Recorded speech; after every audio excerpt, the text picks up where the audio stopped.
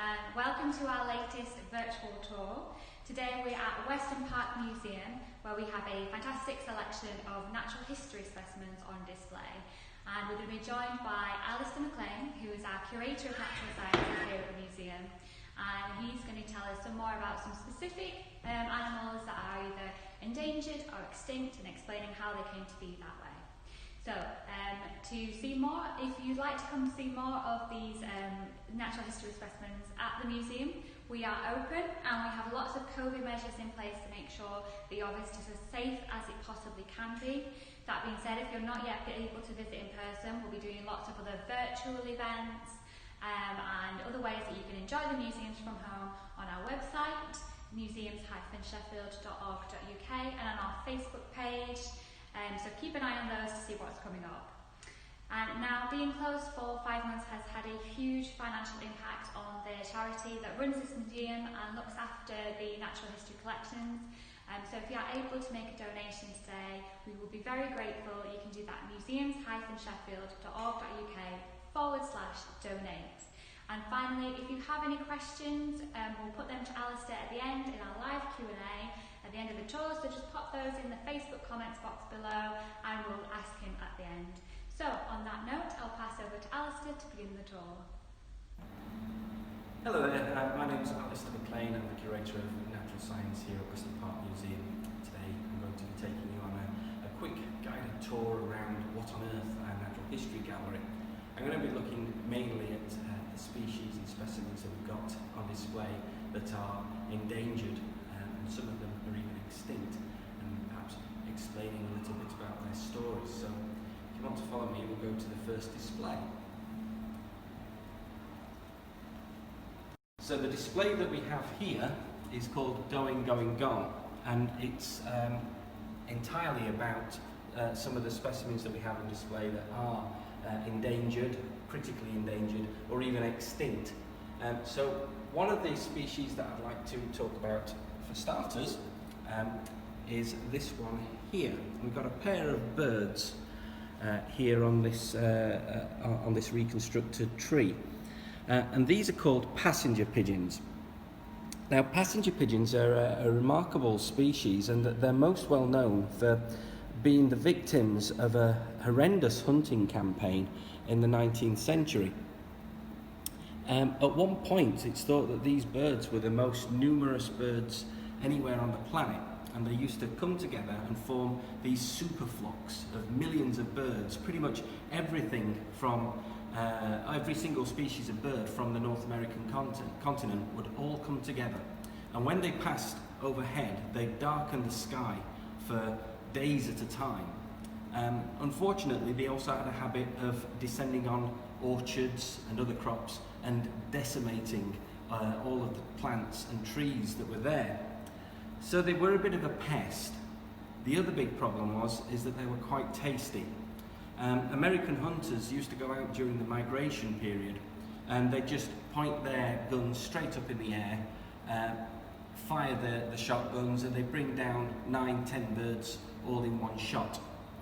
And after around 20 or 30 years of this kind of persecution, the bird that was once the most numerous bird in the world was down to a few dozen specimens left. Now, unsurprisingly, museums have quite a few example species knocking around in them. And this is important, partly because it's nice to be able to see birds that you can no longer find in the wild, but also we can use them to help illustrate the effects that humans can have on a species. So even though this was the most numerous bird in the world, it was wiped out. I mean, the last bird died in 1918 in Cincinnati Zoo. It was an individual, Martha. And it's one of the very few occasions where you can pinpoint to the day when a species was gone. One of the other nice things about natural history specimens, though, is that there is information about these birds tied up inside their bodies. So DNA, for example, can still be extracted from these biological specimens. So who knows, in the future it may be possible with advanced cloning techniques to bring them back, but it's currently possible, so don't hold your breath on that one. So that's a really significant of extinction. So let's now talk about something that isn't quite extinct. So this primate at the back here is an example of black and white ruffed lemur. Now, like most lemurs, they come from Madagascar, a large island off the coast of Africa. This species in particular is really interesting from a behaviour point of view. They eat almost nothing but fruit, bits of nectar. They're not carnivorous like other species of lemur, but they live in small family groups, and occasionally the groups will congregate together to make a larger group when times are good and food is plentiful. This is unfortunately one of the reasons why this species is currently critically endangered. There are really hardly any left in the wild.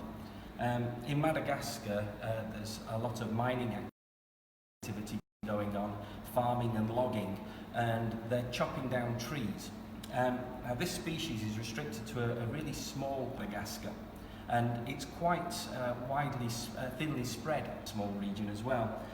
And the problem is that they're habitated, which means that the individuals can't come to larger groups, and this is preventing them from breeding, and it's cutting down their numbers even more. So there are attempts afoot to try and save this species, but it really is on the brink, like many of Madagascar's lemur species, all because of this habitat fragmentation. But this kind of destruction of habitat doesn't just happen in far-flung places. It happens right here as well. And we have to work very carefully in the environment to make sure that when we build a road or putting a new housing estate, we're not fragmenting our own wildlife's habitat and preventing things from being able to move around.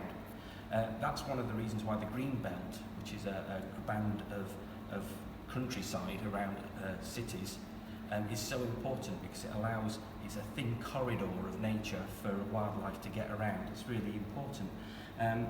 And examples such as this lemur can really hammer that home. So we're going to carry on now, and we're going to go through a trip backwards through time into Sheffield, what it would have been like many millions of years ago. So we're just wading across the Carboniferous period here. Watch out for the giant millipede, the Arthroplura, which is climbing over the log there. Just go through the coal measure section, and we'll end here in the last interglacial period. So this peculiar looking skull that we have up here is the skull of a hippopotamus. And hippos are unmistakable. They're incredibly large, they're powerful, and they're also herbivorous. They eat almost nothing at all but plants. But having said that, they're also one of the most dangerous animals, certainly in Africa, if not the world. They kill quite a few people each year.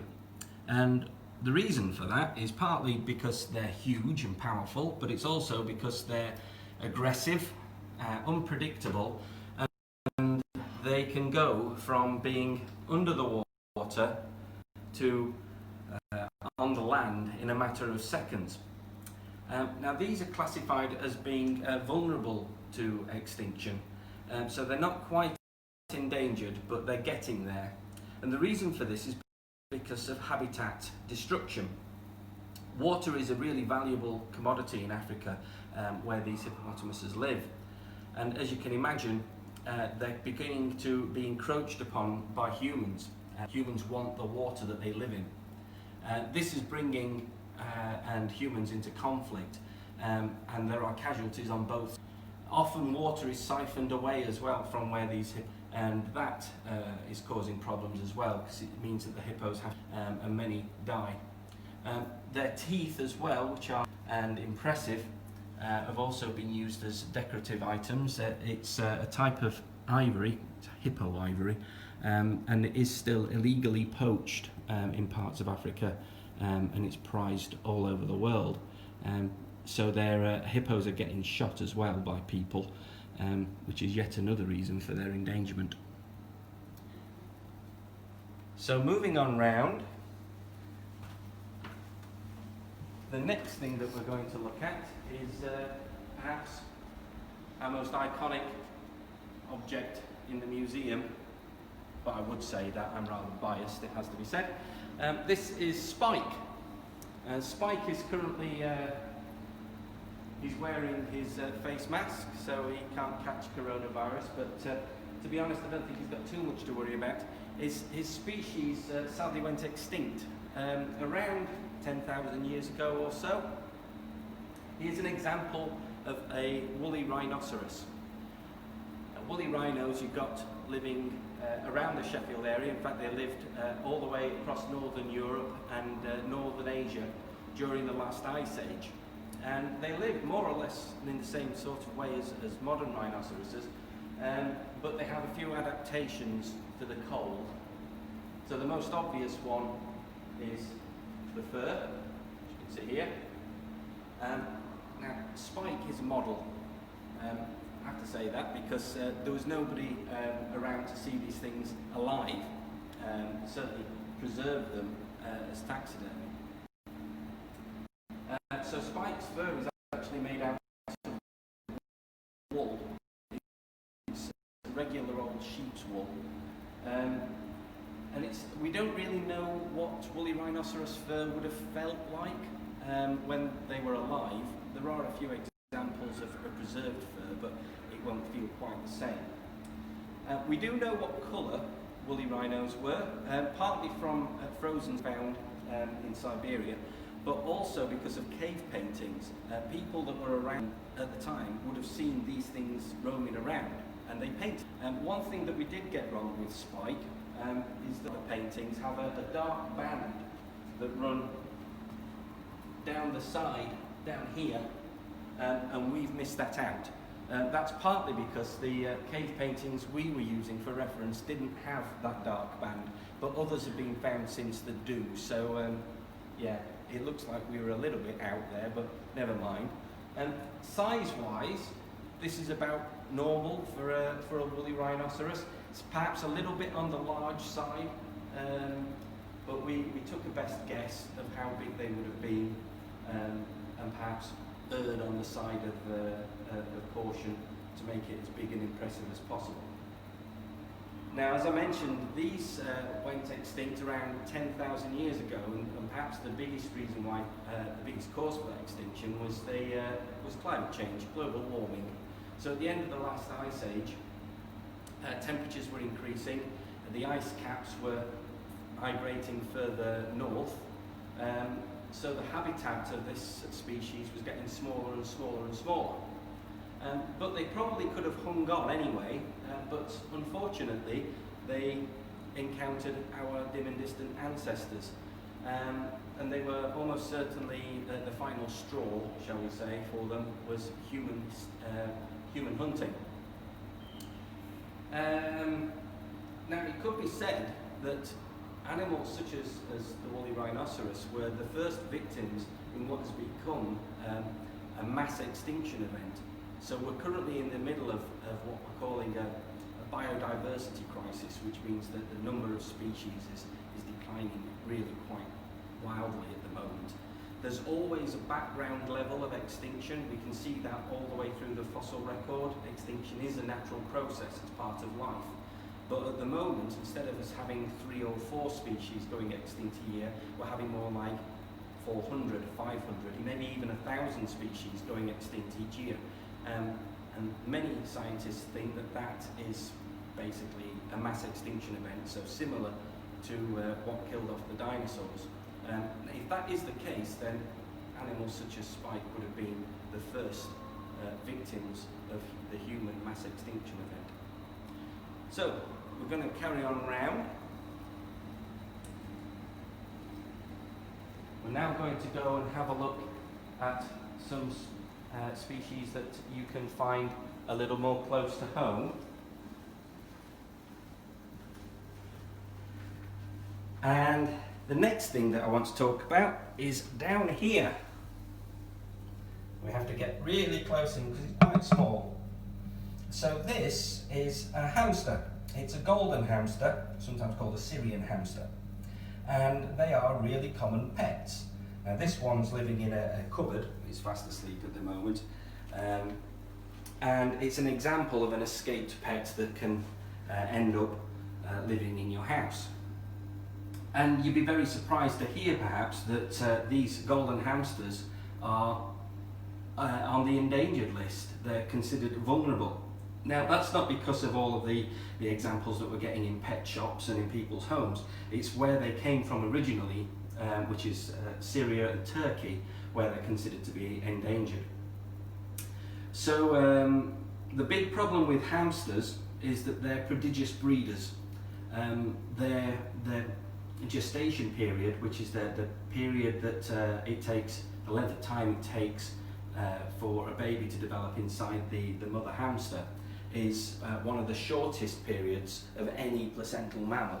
So, once they're born, a newborn hamster can go from being a pup all the way to being sexually mature in just 4 or 5 weeks. So you can imagine that these things can take over an area really, really quickly. And that's exactly the problem in Syria and in Turkey. As humans are beginning to farm the areas where these hamsters are living, they really don't like loads of hamsters rampaging over their crops and eating them all. So we end up in a situation where the farmers are actively discouraging the hamsters from living there. And unfortunately they do that by putting down traps and poison. They also allow animals to graze the crops in between crop cycles, which prevents the hamsters from having any cover, so they get taken up by predators as well. And all of that activity, and it's all really due to humans encroaching on hamster territory, is resulting in their endangerment. It's a real problem. It's very unlikely that hamsters will go extinct in the same way that the passenger pigeon that I spoke of earlier might go extinct, did go extinct, but it's certainly a possibility that it could become extinct in the wild. And the problem with that is that the hamsters that we have as pets, they're all descended from a very small number of hamsters. It's thought that all of the hamsters in pet shops all over the world descend from a group from the 1930s. So the amount of genetic diversity in that population of our pet hamsters is incredibly small. And if they were ever to be released back into the wild in Turkey and Syria, they would probably struggle, and that's when they might die out. So let's move on to the next area. So this last area is called Weird and Wonderful. And it's where we show some of the more exotic species, so things that you wouldn't necessarily see in Sheffield. So I'm going to start with a polar bear. So polar bears are unmistakable. This is Snowy. She's been nicknamed by the people of Sheffield, but she was actually originally from Edinburgh Zoo. She was kept as a zoo animal for most of her life, and she lived to be one of the oldest bears ever to have lived.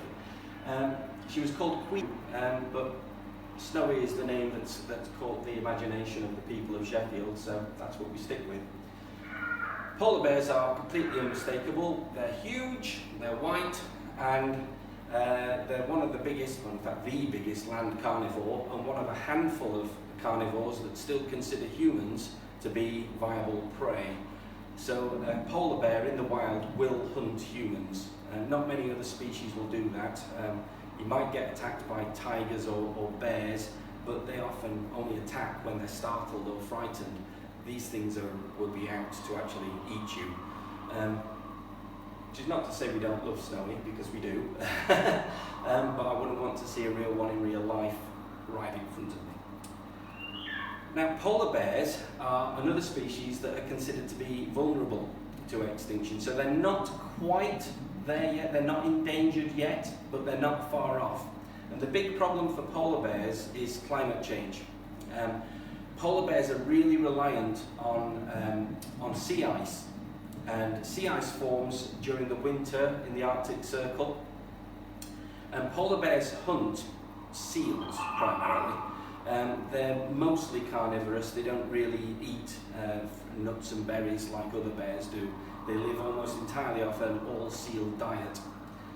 And their main method of hunting is to wait next to a breathing hole. So this is a hole in the ice that seals use to come up and take a gulp of air.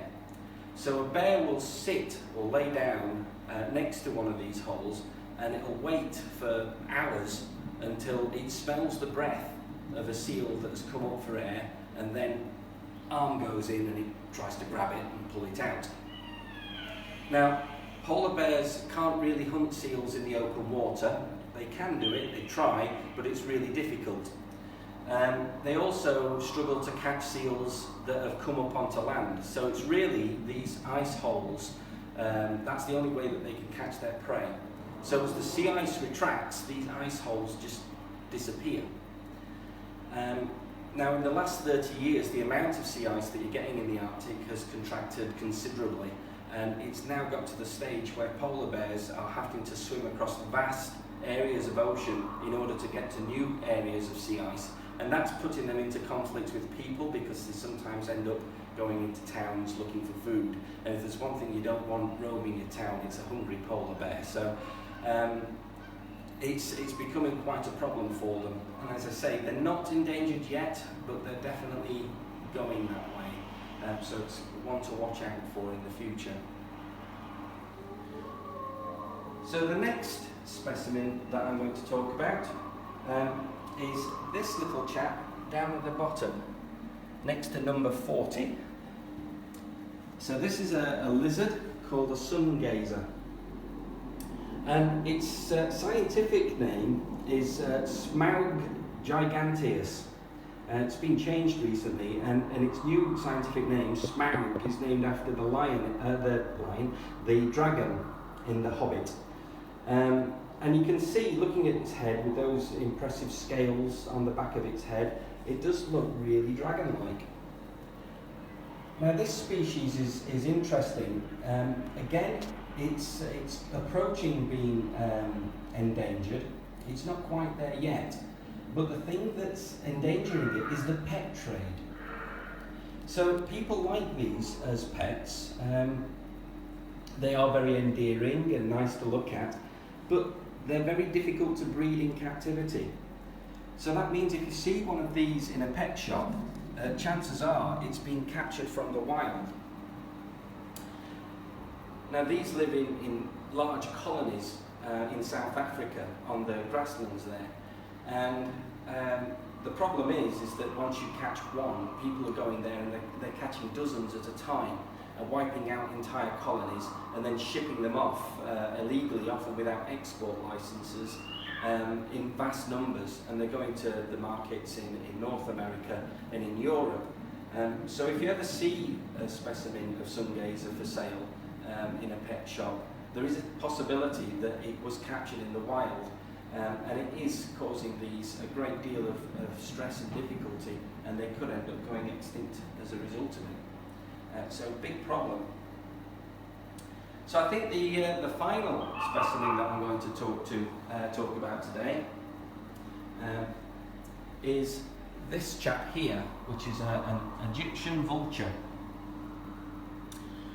Egyptian vultures are currently assessed as being endangered, which is peculiar because they have a massively wide range. You can find Egyptian vultures not just in Egypt, but pretty much from the west of Africa all the way across to India and as far north as Ukraine. But they're also migratory, which means that you can sometimes find lost individuals as far away as South Africa, or even on a few occasions actually in the UK. We've had this species knocking around in Britain. Now, one of the big threats to Egyptian vultures is, well, for starters, electrical pylons. They fly into electric cables and they get electrocuted and killed. So badly designed infrastructure is one of their main threats. The other big problem for Egyptian vultures is their poisoning. And it's not targeted poisoning. People aren't specifically going after them. So farmers in some parts of Africa, they often get their livestock raided by hyena. And to control that, they'll take a carcass and they'll lace the carcass with poison. The hyenas will then come along, they'll eat the carcass and they'll die, which is part of their control methods. The problem is that other species will also eat the carcass, including Egyptian vultures. So that's having a big impact on their number. But they're also targeted specifically as well. Vulture parts are prized in some parts of the world for some reason, I have no idea why. There's also medicines that are made out of vultures. Again, I don't think they work, but people will be people. And on top of that, because these are migratory, there are traditions in some part of the world to shoot birds on their migrations because it's easy to shoot them. This is a big problem for many migratory birds, but something the size of an Egyptian vulture is particularly problematic because they're very noticeable. The problem's so intense at the moment that around 60 birds were radio tagged in 2010. So scientists had movements to see where they were migrating to. Now, at the end of 2019, around 25 of those birds were left, but in the first 6 months of 2020, 20% of those birds that were left with tags were killed in mysterious circumstances. So that really gives you an idea of just how intense and how problematic their plight is at the moment. So, as I say, they're endangered at the moment, but it won't be long before they're critically endangered, which is horrendous because, again, a really important and widespread bird. So that comes to the end of the tour. So I hope you found it interesting. We have many thousands of specimens here at Weston Park Museum, and each one tells an individual story. Our main goal really is to tell people how these animals lived, sometimes tell people how they died, and give an idea of how we can perhaps avoid those things in the future. So if you've enjoyed the tour, please give generously, and hope to see you here soon.